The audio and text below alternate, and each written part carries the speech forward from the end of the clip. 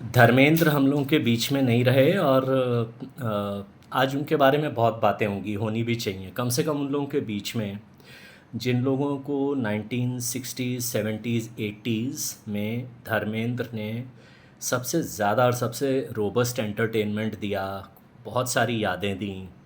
ज़्यादातर लोग आज बात करेंगे उनकी सत्यकाम जैसी फ़िल्मों के बारे में, ऑब्वियसली शोले जैसी फ़िल्मों के बारे में।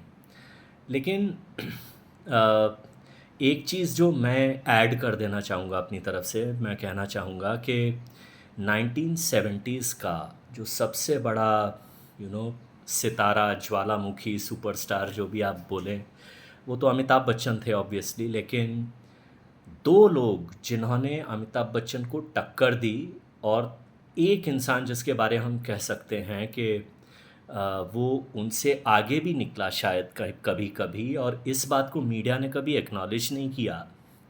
लेकिन ये दो सितारे थे, एक तो थे विनोद खन्ना और दूसरे धर्मेंद्र।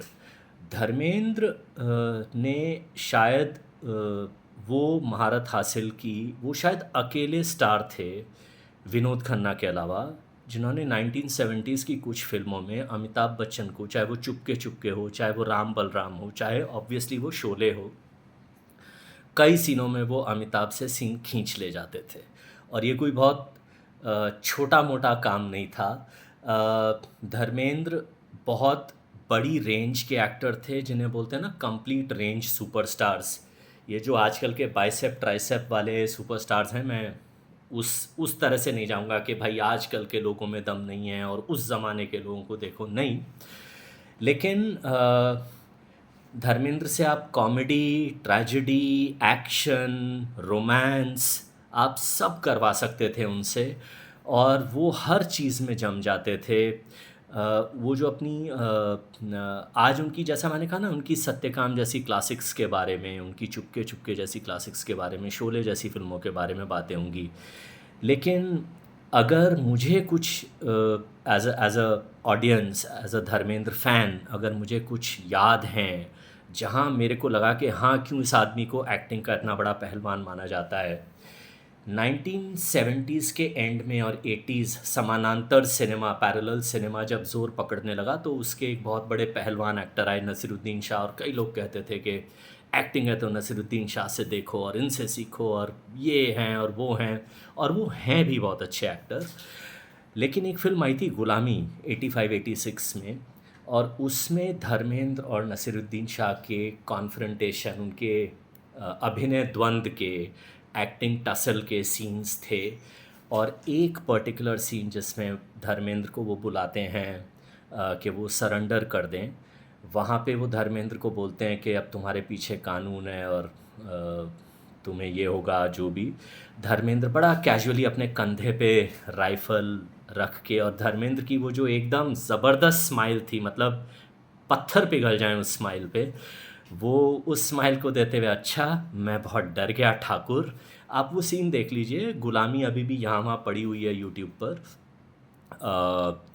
इसके अलावा जो वो कॉमेडी करते थे चुपके चुपके में, उनका वो शुद्ध हिंदी बोलने वाला प्यारे मोहन ड्राइवर का कैरेक्टर, और ऑब्वियसली शोले का उनका कैरेक्टर, जो जिन सीन में उनको रेंज दिखानी होती थी, जैसे एक पल के लिए वो दुखी हैं कि उनका दोस्त मर गया, और फिर वो सिक्का देख के कि उनके दोस्त ने दोनों तरफ हेड वाला सिक्का चलाया उनको भगा देने के लिए, और दोस्त ने जान दे दी, और इसके लिए ज़िम्मेदार गब्बर है। तो वो जो दुख से वो जो एकदम से पलटते हैं ना कि और उस सीन में आपको, तब तक गब्बर सिंह एक एकदम ऐसा कैरेक्टर है कि आपको लगता है इस कोई जीत नहीं सकता जो भी।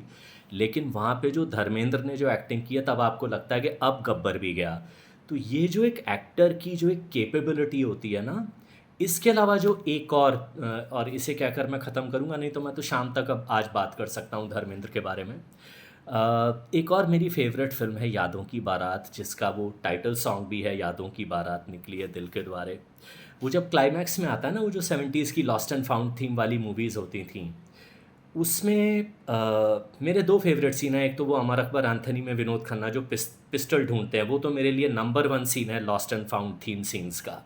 और ये जो एक गाने में जब दिखाया जाता है कि ये तीनों भाई फिर से मिले हैं, और जो धर्मेंद्र का कैरेक्टर है शंकर, उसे पता चलता है कि मेरे दोनों भाई मिल गए हैं और ये दोनों मेरे भाई हैं। अब उसे खुशी भी हो रही है कि भाई मिल गए, वो बोल भी नहीं सकता है क्योंकि उसके पीछे कुछ ऐसे लोग पड़े हैं जिन्हें अगर पता चला कि ये तीनों भाई हैं तो तीनों को मार देंगे। तो वो कह भी नहीं सकता है। अब उसे 15-18 साल बाद उसके भाई मिले तो वो खुश हो रहा है, रो रहा है। जब मैंने पहली बार वो गाना देखा था, 8-10 साल की उम्र थी मेरी, तो इतनी समझ आ गई थी कि अरे भाई मिल गए वो। तो जब धर्मेंद्र हंस रहे थे तो मैं भी हंस रहा था, जब धर्मेंद्र रो रहे थे तो मैं भी रो रहा था। और मुझे याद है कि मेरी मम्मी भी देख रही थी, वो मुझे चुप करा रही थी कि फिल्म है, असलियत नहीं है।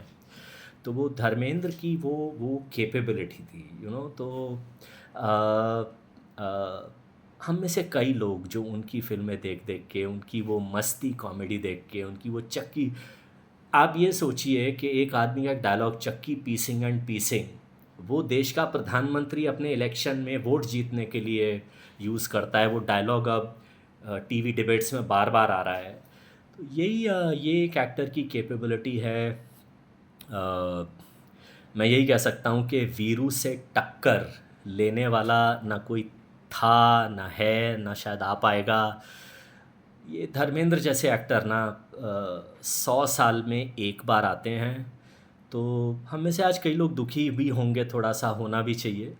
लेकिन मुझे लगता है आज दिन है उनकी उन फिल्मों को, उनके उनके गानों को, उनकी इस एक्टिंग रेंज को, उनकी कॉमेडी को, उनके एक्शन को, हर चीज़ को एंजॉय करने का, उनको देखने का।